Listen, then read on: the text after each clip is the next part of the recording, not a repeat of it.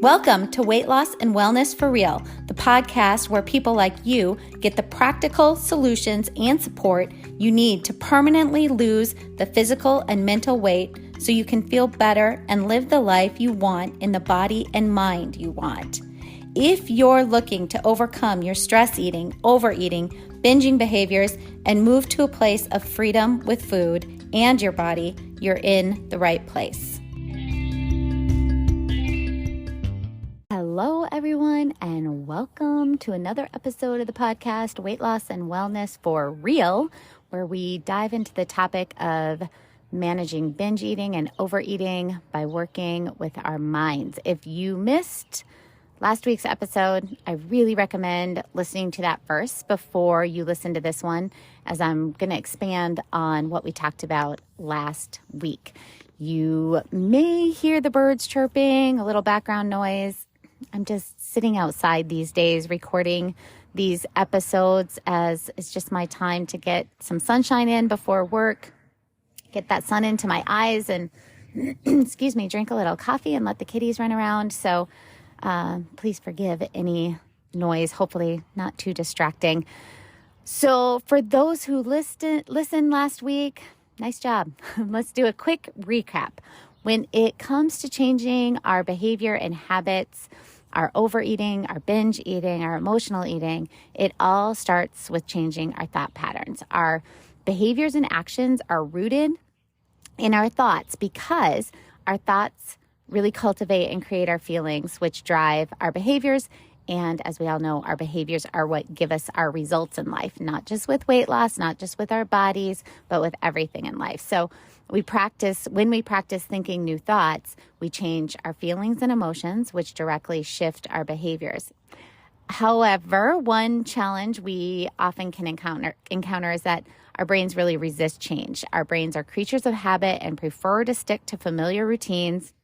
And there's a lot of brain science behind that. I've gone into that in past episodes, why they want to stick to familiar routines.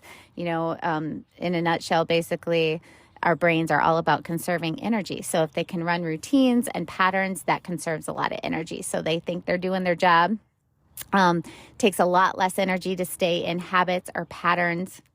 And again, it's just the brain is just designed to conserve as much energy as possible, really for survival. So that makes sense. But unfortunately, for those of us who get stuck in patterns and habits that use food to change difficult feelings, we have to do a little work to change our automatic thoughts that are creating the feelings that drive our binging, overeating, and or emotional eating. I wanted to add one quick thing before we get started. I'm listening to some of the financial struggles out there, and I get it.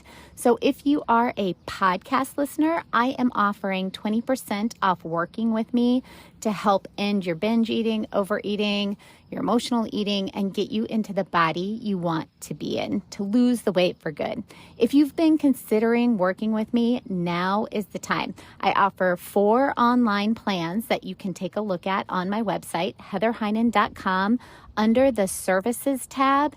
And then under that, it would be the choose a plan for weight loss and health coaching. That's where it lists all the plans that I offer. There's 4 of them, all with different components and all for different values. And for example, plan 1 is contact weekly via email for weekly check-ins, accountability, and you get a new plan every week to help you follow each week and access to me throughout the week.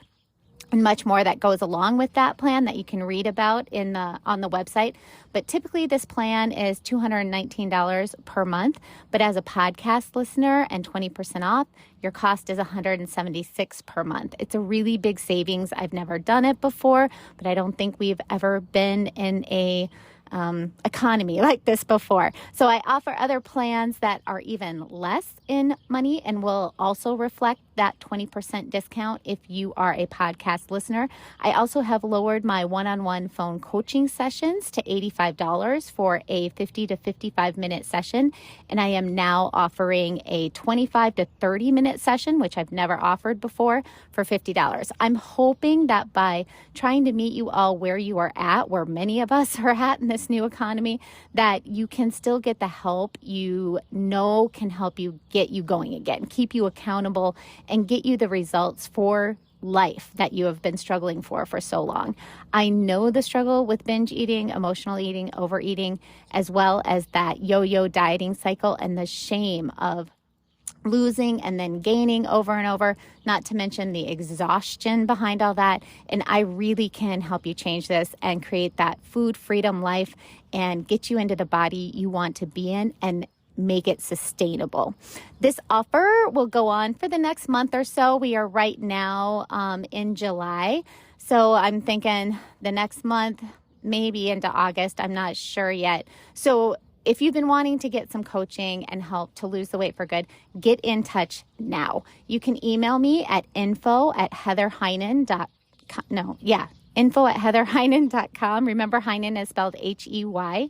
And in that email, let me know that you're a podcast listener in order to receive the discount.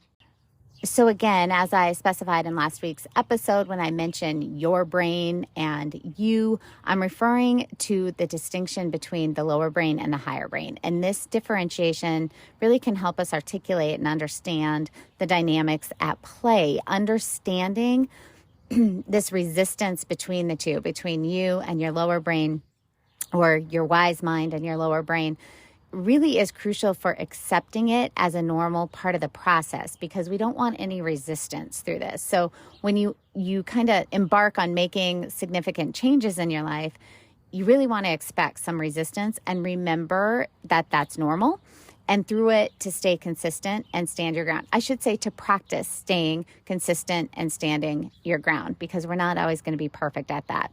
So let's shift our focus to working with your brain, cultivating a really healthy and adult relationship with it. Many people overlook the importance of fostering a positive relationship with their own minds. They end up getting frustrated, engaging in fights, arguing, or blaming their brains. And these things are not going to contribute to a healthy relationship with your brain, just like they would not contribute to a healthy relationship with others. But here's the truth. You and your brain are in this journey together for life. And so it really can be so freeing to learn how to collaborate and make the most of this partnership that you are in, whether you like it or not. In any healthy relationship, communication is key. You've heard that over and over. And the same applies to your relationship with your brain.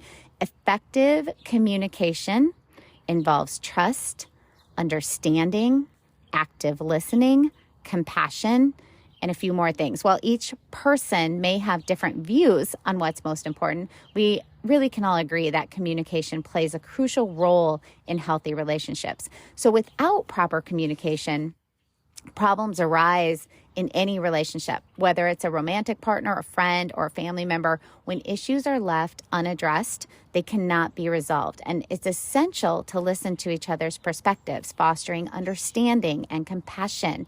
Without mutual communication, finding compromises becomes challenging, tension builds up, and this leads to really just undesirable outcomes, things we just do not want to have happen. So in your relationship with your brain, it is not always going to be smooth sailing. Disagreements are going to occur. But when you communicate and work together towards a common goal, the journey becomes much, much easier.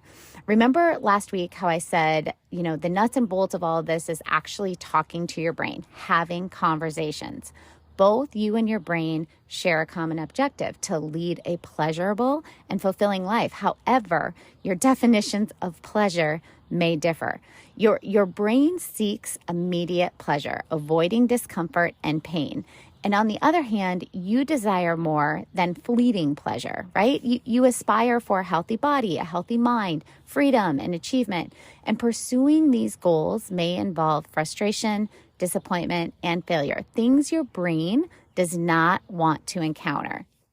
So there's this kind of conflict going on already between you and your brain.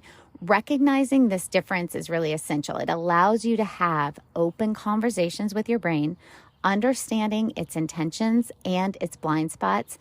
Your brain tends to focus on the present moment, while you can communicate the consequences of future actions. So your brain is always going to want the food here and now, to soothe, always, to change an emotion, to stop you from feeling bored just for the moment. And you can, from your wise mind, communicate the consequences of how you will feel in the future. Physically stuffed, bloated, so physically not feeling good, but mentally and emotionally, the shame, the hard feelings, the guilt that usually occurs after using food to shift emotions. Imagine, working as an employee at a company of some sort. If changes need to be made and the management thoroughly communicates the reasons behind the changes and how they will benefit the company, the employees are going to be a lot more receptive. That's just part of any leadership training you were to take. They're going to tell you that. The same principle applies when you initiate changes within your brain. The more effectively you communicate to your brain, the less resistance you are going to encounter from your brain. And it might not disappear entirely at first, but it really can diminish over time. And to achieve this, it's crucial to be clear about what you want. I talk about clarity a lot in this podcast and past episodes. So, being clear, having clarity about what you want, why you want it, and how you expect to benefit. Obviously, writing these things down can be very helpful in rereading them.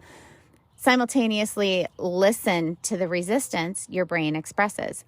Understand its concerns and reasoning. Engage in a constructive dialogue rather than an argument. Since you both want a pleasurable life, explain to your brain how your desired changes align with this goal. This is the same style and type of communication that you would want to use as a loving parent with a child or with your partner, all these things. Sometimes compromise becomes necessary. You may need to agree to reward your brain with something if it will work in the way you want it to think. You might start by telling it, okay, if we get through an urge to binge, we can then have the reward of, and it can be whatever's pleasurable to you. However, it's not going to be food, right? We do not make food a reward anymore because we're trying to undo that habit pattern. So if you're rewarding yourself for making it through an urge to overeat food, or, for making positive changes in your thought habits, it's important to explore alternative rewards other than food. So you could consider treating yourself to activities you enjoy, like going for a walk in nature, watching a movie, or engaging in a hobby, or maybe just, having some downtime, or reading a book, a relaxing bath, a massage. The key is to find rewards that bring you joy and reinforce the positive changes that you're making. So celebrating your progress not only motivates your brain to continue the new habits, but it also strengthens your relationship with yourself. It creates a sense of accomplishment and self-appreciation, which contributes to a healthier mindset and a more positive outlook on your journey. Really, what it also does when you celebrate even the smallest of successes, it does start to change those connections in your brain. So celebrating your progress is really important on this journey. And remember, change does take time, and setbacks are a natural part of the process, and being patient with yourself and with your brain. When you encounter challenges or slip-ups or missteps, it's so important not to beat yourself up. Instead, to treat them as learning opportunities, to get really curious and reflect on what went wrong and how you can adjust your approach moving forward. And then sometimes seeking support from others can be really, really helpful in this journey. Reach out to friends, family, or even, joining support groups where you can share your experiences, gain insights, receive encouragement. Having a support system can provide that accountability and guidance you need during difficult times. So when it comes to overcoming binge eating and overeating and emotional eating, it's really crucial to work with your brain, not against it. Foster a healthy adult relationship with your brain through communication, through compromise and understanding. Ask yourself useful questions and engage in productive brainstorming sessions to uncover insights and develop effective strategies. Celebrate your victories along the way and reward yourself for progress made. Remember, change is a very gradual process, and setbacks are normal. Normal, people. Be kind to yourself and seek support when needed. By working together with your brain and adopting these approaches that we've talked about, you really can create lasting change, develop healthier thought habits, and achieve a more balanced and pleasurable life. All right, that's it for today. Thanks for listening. And until next time, take care of yourself and nurture that relationship with your brain. Together, you can transform your relationship with food, and embrace a healthier, more fulfilling life. Talk soon. Did you know you can find a lot more help from me on my website? Go to heatherheynen.com. Heynen is spelled Heynen, and get in touch with questions on all things I offer, like online courses for overeating, weight loss, goal attainment, and also my coaching and counseling services. Just a reminder that this podcast represents my own opinions. The content here should not be taken as medical advice. The content here is for educational and informational purposes only. Please consult your doctor or healthcare professional for any individual medical questions you may have.